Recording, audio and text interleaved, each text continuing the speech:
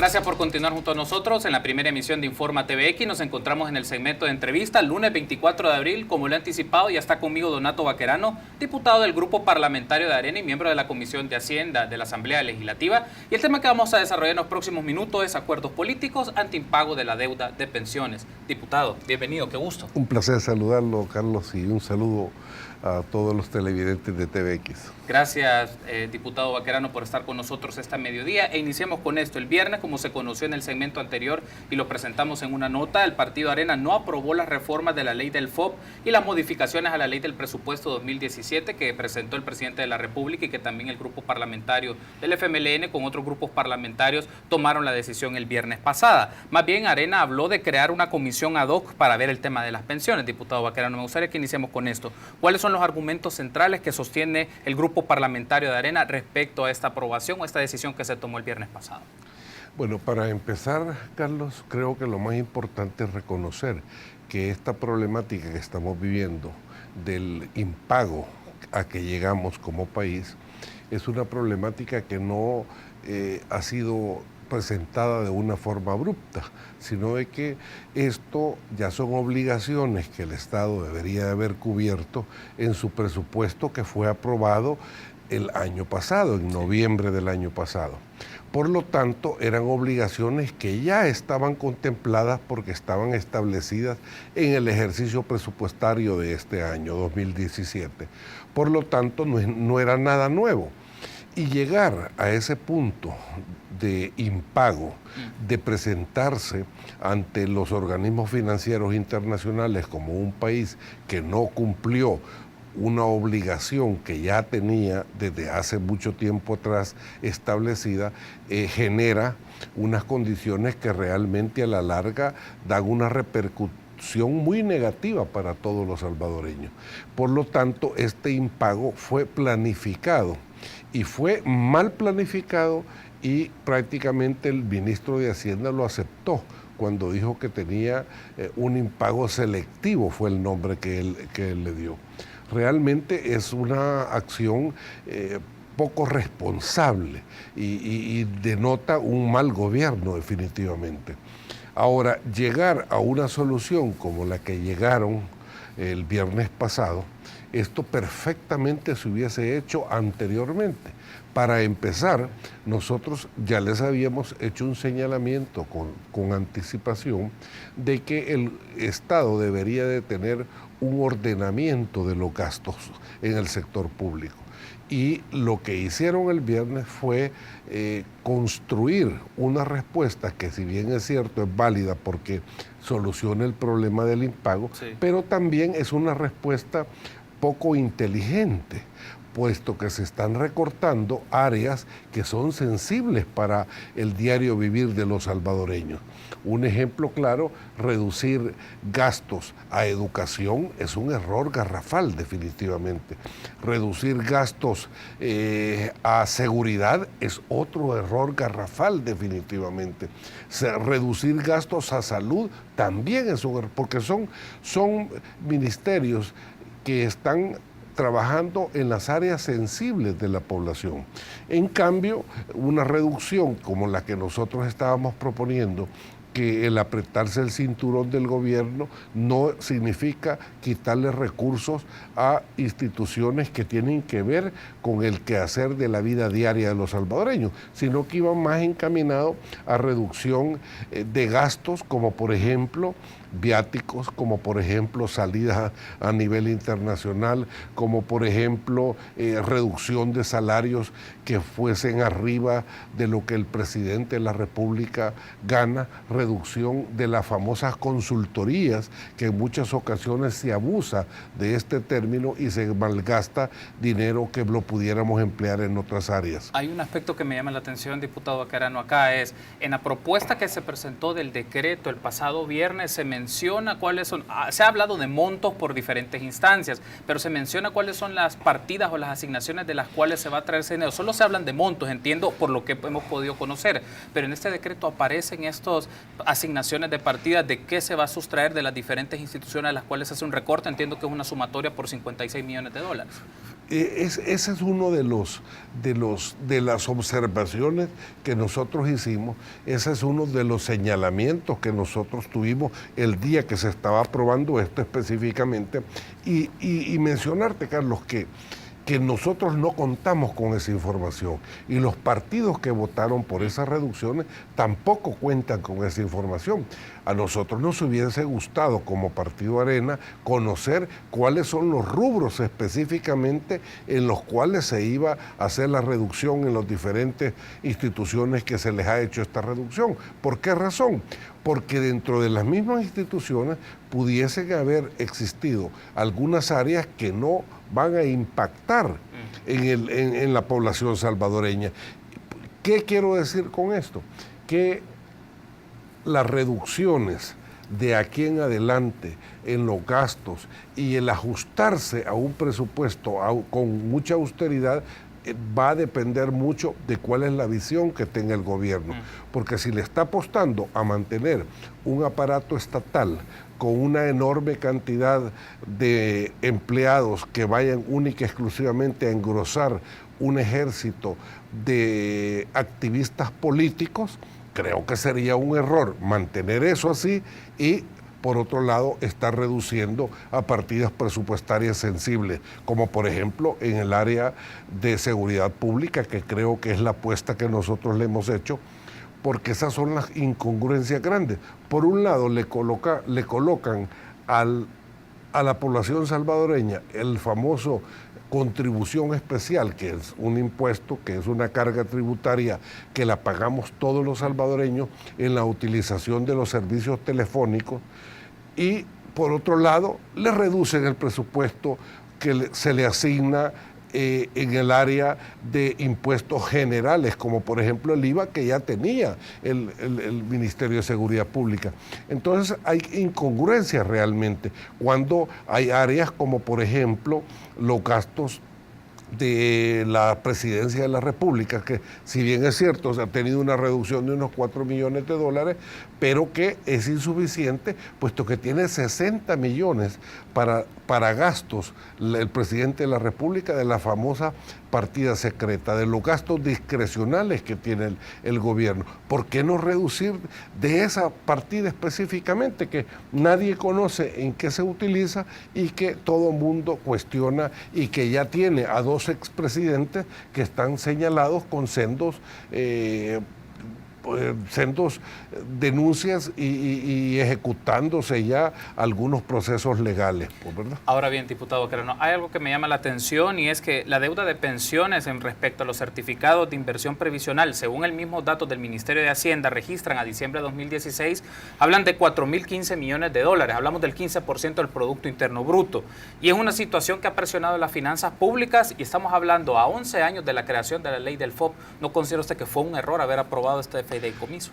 Fíjate que a estas alturas, cuando tú quieres como gobierno hacer ver mal alguna acción, en este caso la construcción de este fideicomiso, pues lo puedes hacer, porque este fideicomiso, si bien es cierto, nos sirvió de mucho, porque nos dio una alternativa a un sistema que ya estaba completamente fracasado, que era el sistema que estábamos manejando anteriormente, donde era un sistema que lo manejaba única y exclusivamente el Estado. Sí. Teníamos una cantidad enorme de deuda sin ningún grado de ahorro y prácticamente habíamos llegado a un punto que ya no tenía salida.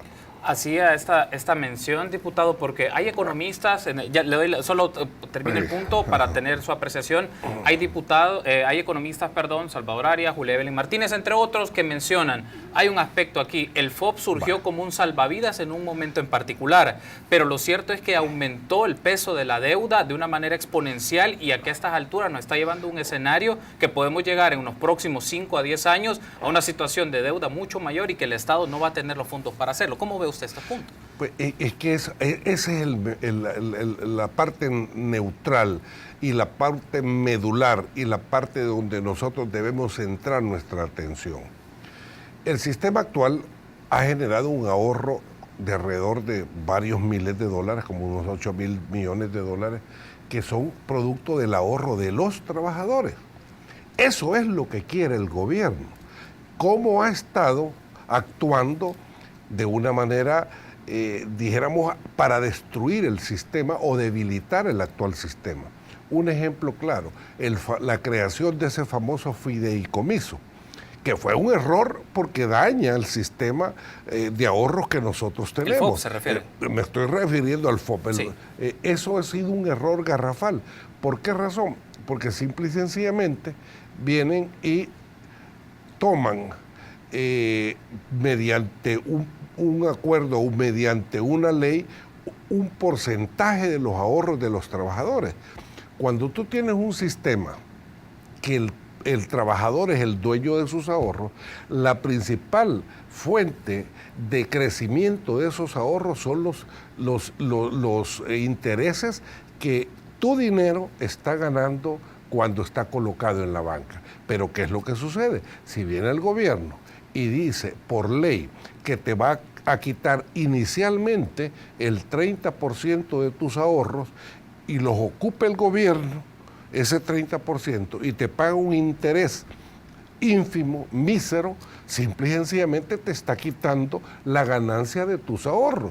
Y todavía el FMLN ya encontró ese error que tenía, que lo había colocado en el anterior gobierno, el caso del presidente Saca, y en lugar de corregirlo, aumenta el porcentaje que ya no agarran el 30%, sino que el 50% de tus ahorros. ¿Qué te están haciendo? Te están desnaturalizando el concepto básico de que tus ahorros son tuyos y que los intereses que tus ahorros están ganando van aumentando el monto de tu jubilación. Entonces, si tú tienes que el gobierno te está destruyendo un sistema porque te lo está debilitando, porque te le está quitando ganancias, y todavía lo que es peor, hoy te sale con la cosa bonita que no te paga los intereses, que no te quiere pagar los famosos SIP que los había comprado el gobierno anteriormente y hoy entran en impago porque dicen no tengo para pagarte 50 millones. Y esos 50 millones son de los ahorros de los trabajadores. Entonces, si tú tienes un gobierno asediando un sistema, lo va a tratar de hacer quedar mal. Ahora bien, ¿cuál es la salida maravillosa que ha estado impulsando el gobierno? Por esa razón es que ni siquiera los partidos políticos que usualmente los acompañan no han querido entrarle al tema de crear el sistema mixto que ellos están proponiendo, porque la idea central es que el gobierno va a deshacerse de las obligaciones de pago que tiene para el fondo de los trabajadores y quedarse con una menor presión. Entonces aquí, ¿qué es lo que queremos? Quitarle presión al gobierno por un dinero que ya gastó o fortalecer un sistema en el cual ha permitido que los trabajadores tengan un fondo que lo han construido y lo tienen ahí, pues, ¿verdad? Tenemos que hacer una pausa, diputado, pero me gustaría que en el segundo bloque hablemos sobre la configuración del sistema de pensiones y particularmente la relación con la deuda pública en términos generales. La deuda de pensiones genera una presión a la deuda pública y me gustaría que hablemos de eso y su previsión como grupo parlamentario de Arena. De momento, permítanos una pausa. Volvemos en minutos. Gracias por continuar junto a nosotros. En la mediodía de este lunes 24 de abril estamos platicando con el diputado Donato Baquerano del Grupo Parlamentario de Arena. Hablamos un poco sobre los acuerdos políticos ante el impago de la deuda de pensiones, decisión que se tomó el viernes pasado en la Asamblea Legislativa con una reforma a la ley del FOP. Pero retomando un poco una idea, lo hablamos antes de entrar al aire, diputado, ¿qué pasa también una discusión fundamental en este aspecto? ¿Constituyó un error haber privatizado el sistema de pensiones considerando que para 2001 y 2002 se quedaron sin reservas técnicas tanto el Seguro Social como el INPEP y eso le significó al Estado asumir pagos a través de deuda hasta el 2006 que se crea la ley del FOP y así se ha sostenido por muchos años? ¿Considera usted que privatizar o generar este sistema de capitalización individual constituyó un error y que se está pagando hoy día y que pone en un escenario crítico las finanzas de muchos pensionados y de personas que van a entrar bajo este sistema de pensiones? ¿Cómo ve usted esta idea, diputado? Bueno, en primer lugar, el actual sistema nació o se creó por el fracaso en el manejo del sistema anterior que teníamos. ¿Por qué razón? porque un gobierno en muchas ocasiones está tentado a hacer acciones populistas y las acciones populistas le generan votos a corto plazo y se toman decisiones erróneas. Eso es lo que ha venido sucediendo cuando el gobierno mete mano en un sistema como el que teníamos anteriormente y como se ha desnaturalizado el actual sistema. Ahora bien, yo creo que es necesario hacer un análisis concienzudo porque necesitamos tomar acciones, porque tenemos realidades que son duras si las comenzamos a analizar en materia de responsabilidades que tenemos para con los trabajadores pensionados. ¿Cuál es la mejor forma para abordar un tema de esta naturaleza? La mejor forma es hacer estudios técnicos actuariales y que se nos presente una serie de medidas que hay que tomar definitivamente y que hasta este momento nadie ha querido abordarlas con la seriedad que tenemos que tomar el día de mañana, porque si nosotros no tomamos decisiones actualmente, cada vez que vayamos postergándolo va a ser mucho más duro y mucho más difícil. Por lo tanto, yo sí creo que, por ejemplo, nosotros hemos hecho una propuesta que es la creación de una comisión ad hoc. Esta comisión ad hoc deberíamos de haber tenido varios años ya de estar funcionando. ¿Por qué? Para que ya se hubieran mandatado los suficientes estudios técnicos actuariales para que se nos presentaran una serie de medidas que hay que tomar definitivamente. Y para abordar este tema no hay que tener, dijéramos, miedo a las posibles opciones que se nos puedan presentar, porque pueden ser amplias. Un ejemplo, pueden ser que tengamos necesidad de aumentar cotizaciones, puede ser que tengamos necesidad de aumentar en determinado momento en los años de jubilación. Hay que entender y tomar una serie de medidas que en algunos países ya las han tomado y les han resultado en algunos países, en otros no, pero lo importante es que nosotros tenemos que analizar un abanico de oportunidades que la tenemos que abordar, pero lo importante es hacerlo de cara a la población, o sea, con transparencia y explicarles, miren, la situación que tenemos es esta, las posibles soluciones son esta y esta. Y hacer participativo la cuestión. Yo he tenido la oportunidad de ver con mucho agrado que en el país sí se puede hacer este tipo de cosas. Nosotros tenemos 2 proyectos de ley en la Asamblea Legislativa, uno que fue presentado por el FMLN, que nunca se nos dijo cómo fue construido, ni quiénes trabajaron en ello, ni nos presentaron los estudios actuariales, porque se nos dijo el ministro de Hacienda que el BID había colaborado con algún tipo de recomendaciones y estudios, pero la realidad nunca tuvimos con seriedad de dónde y cómo se había construido ese famoso sistema mixto que ha propuesto el FMLN. Por otro lado, también tenemos otra propuesta que fue construida por la iniciativa, creo que es del Fondo de Ciudadano para las Pensiones. No, Asafondos es parte, pero es de la iniciativa ciudadana para las pensiones, porque este grupo que se ha conformado no tiene solo el tema de la visión de Asafondos, sino que tiene el tema de la visión de los trabajadores también. Y ellos han hecho una propuesta, pero estoy seguro que de estas 2 propuestas hay otras ideas también que las tenemos que introducir. Por lo tanto, creo yo que el abordaje de este tema es eminentemente técnico y debemos de quitarle una carga política o ideológica que pudiera afectar. Y para esta razón, sí creo yo que es importantísimo la creación de...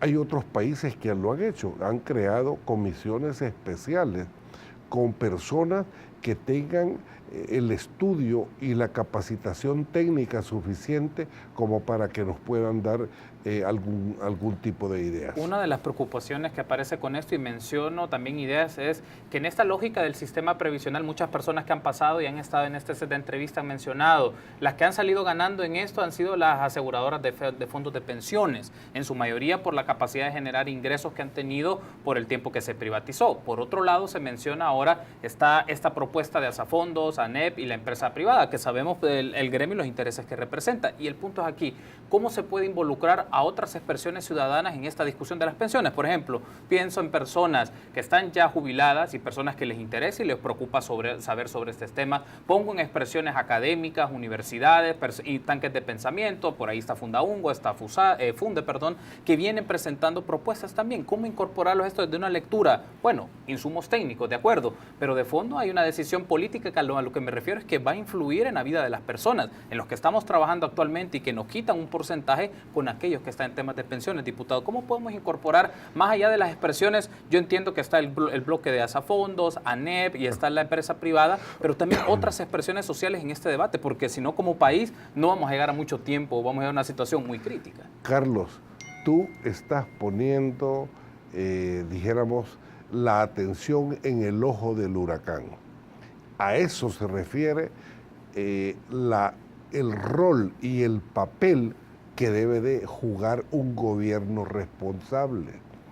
Un gobierno responsable ante un tema de esta naturaleza surge como el ente, como el pivote sobre el cual va a girar toda la construcción de una dinámica de esta naturaleza. Entonces, cuando tú haces esta pregunta, tú no deberías de hacerle esa pregunta a alguien que te venga a entrevistar aquí contigo, sino que es al gobierno. ¿Y por qué no ha tomado la sartén por el mango y reúne a todas las expresiones de pensamiento diferente y con mucha lógica? Yo he escuchado de estas organizaciones que tú has mencionado que hacen propuestas muy técnicamente muy aceptables definitivamente, pero no hay el lugar ni está la institución que vaya a colocar todo este aporte en un cúmulo de conocimiento y construir una salida. Ese es el señalamiento que nosotros le estamos haciendo al gobierno, que no nos venga a tratar de imponer una solución política o ideológica y montada tal vez en apoyos superfluos con organizaciones que no conocen, cuando tenemos instituciones u organizaciones como las que tú has mencionado, que realmente han hecho estudios muy buenos. Entonces, reunámonos, veamos cómo construimos esa visión, pero es necesario que ahí salga a las personas que nosotros elegimos como gobierno. Eso debería de estarlo capitalizando el gobierno. Ahí debería de hacerse sentir un gobierno que realmente le busca solución a la problemática y aglutina a las diferentes formas de pensamiento. Pero realmente esa es una enorme deuda que tenemos, porque quiero decirte algo, un partido político no puede hacer esto que tú estás reclamando y estás pidiendo. Como ciudadano, no lo puede hacer, definitivamente. Para eso hay una instancia que es el gobierno para hacerlo definitivamente. ¿Y el acuerdo? ¿Dónde pasa el acuerdo que se tomó el año pasado? Una mención que ha existido entre ambas partes es, menciona el FMLN, que Arena no ha apoyado un acuerdo que se tomó en Casa Presidencial y lo firmaron los representantes de diversos partidos políticos. Por otra parte, Arena dice tampoco se ha cumplido elementos que aparecen en ese acuerdo, que puede ser un punto de partida para abrir la cancha en el tema previsional a otros. ¿Cómo queda este punto, diputado? Fíjate que yo estuve participando en la construcción de ese acuerdo político y me llenó de satisfacción el haber llegado a esos acuerdos. Pero las visiones son diferentes. Por ejemplo, ahí hay dos partes en ese acuerdo político. Uno de responsabilidades fiscales y el otro de responsabilidades de préstamos. Entonces la visión del gobierno es, denme más préstamos. Y no cumplen porque no me dan más préstamos. Y la otra visión de la oposición es, miren, préstamos, sí, pero hay un grado de responsabilidad en la ejecución tanto de los préstamos como en su ejercicio de gobierno. Un ejemplo claro, lo que hemos visto el viernes, ¿verdad que se puede hacer un esfuerzo para eficientar el uso del dinero? Bueno, sacaron 50 millones de dólares, pues, ¿verdad? ¿De qué? Vamos a ver, ojalá que no vayamos a tener ningún grado de impacto negativo, pues, ¿verdad? Pero sí se puede hacer definitivamente. O sea, la austeridad la podemos implementar. Entonces el gobierno tiene una visión que es unilateral. Los problemas de país no los quieren afrontar. Ellos están bajo una lógica de funcionamiento populista. Si yo ando regalando, si yo ando viendo, tú puedes ver ese famoso programa que han lanzado, que gastan una cantidad enorme todos los fines de semana, que es el programa del Buen Vivir, donde tú llegas a una cabecera departamental, armas una gran fiesta, andas payasos, andas coros de niños, andas, dijéramos, una festividad, le llevas comida, le llevas pollo campero o cualquier otro pollo, campestre, lo que sea, pero le llevas alegría. Pasó ese día y regresas a la triste realidad. Yo te voy a poner un ejemplo. Llegaron a San Vicente. ¿Qué llegaron a hacer?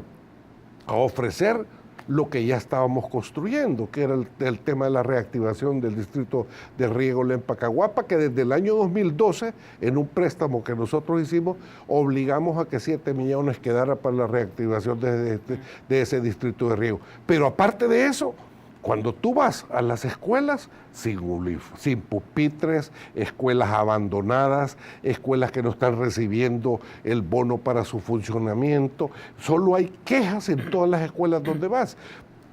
Y pasó el día ese y regresas a una realidad, vas a los hospitales no tienen medicamentos. Entonces, ¿qué es lo que te quiero decir con esto?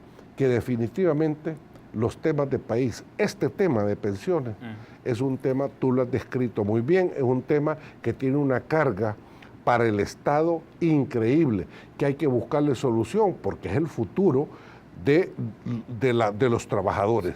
Entonces, ¿qué es lo que necesitamos? Necesitamos un gobierno que sirva de pivote para que todas las expresiones en este tema se puedan conjugar y construir una salida que todos le apostemos y que todos la respetemos. Diputado, tengo que casi cerrar la entrevista, solo quiero pedir la producción si nos pueden pasar un clip de la entrevista que tuvo Julia Evelyn Martínez con nosotros hace una semana.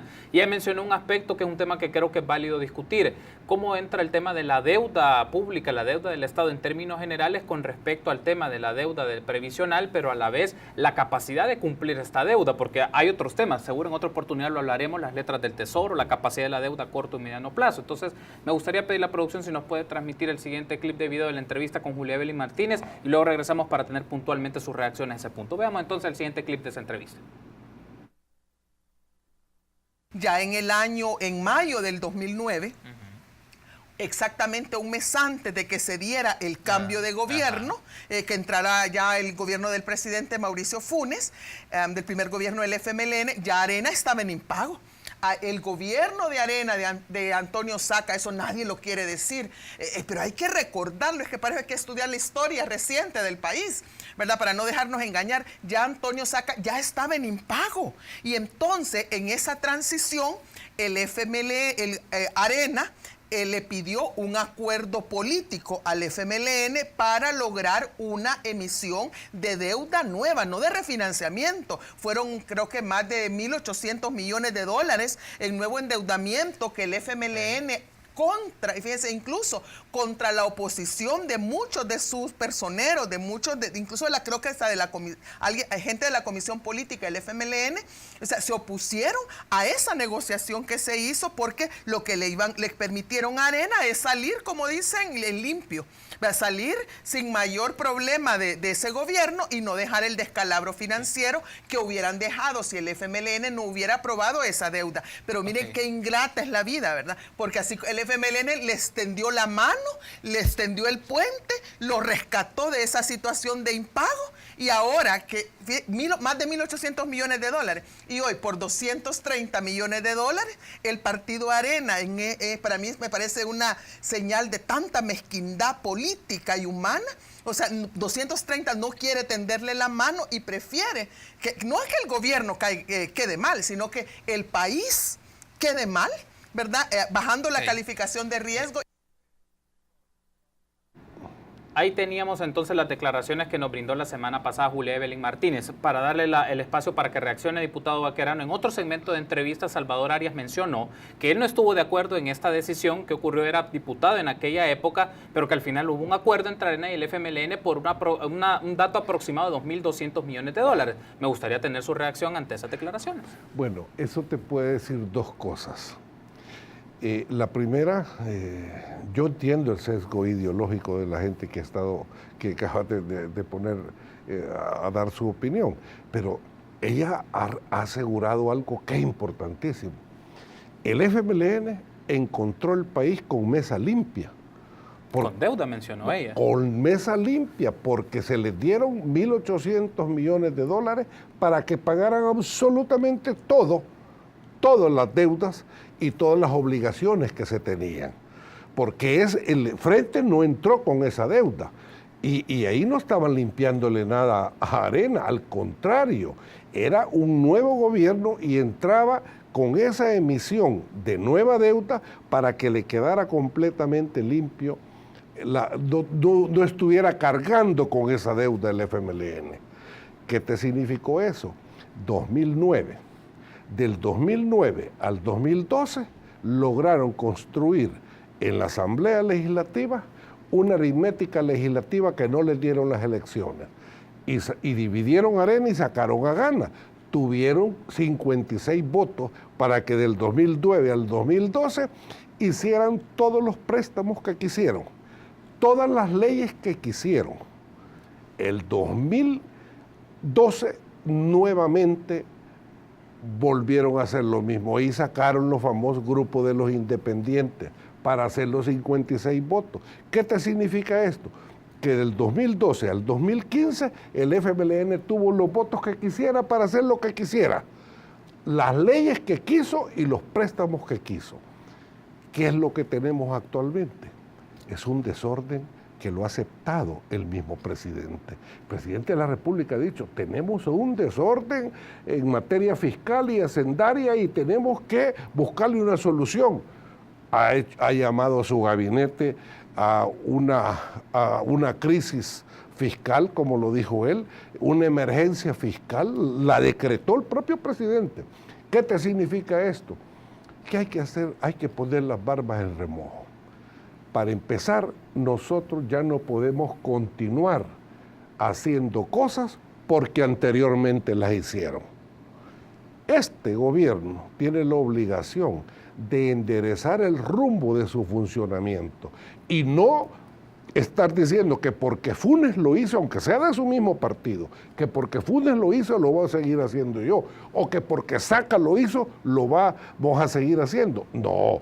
Ya, ¿cuándo vamos a dar ese golpe de timón para ya comenzar a hablar realmente lo que nosotros tenemos que hablar? Y es el futuro del país, cómo vamos a ir tomando las decisiones adecuadas, cómo podemos enfrentar los problemas con la participación de todos. Ese es el punto importante y esa es la enorme deuda que tiene este gobierno. Tengo que cerrar con eso, diputado Baquerano. Hay un aspecto. Arena asume responsabilidad por la decisión que se tomó en el 2006 en adelante por el tema del FOB, porque digamos, en alguna medida hay parte de responsabilidad o participación en esta toma de decisiones. Quiero decirte que definitivamente fue un error garrafal lo que hizo el presidente Antonio Saca con haberle quitado por ley el 30% de los ahorros para utilizarlos como gobierno. Y es un error en la misma condición que el presidente Funes le haya aumentado al 50%.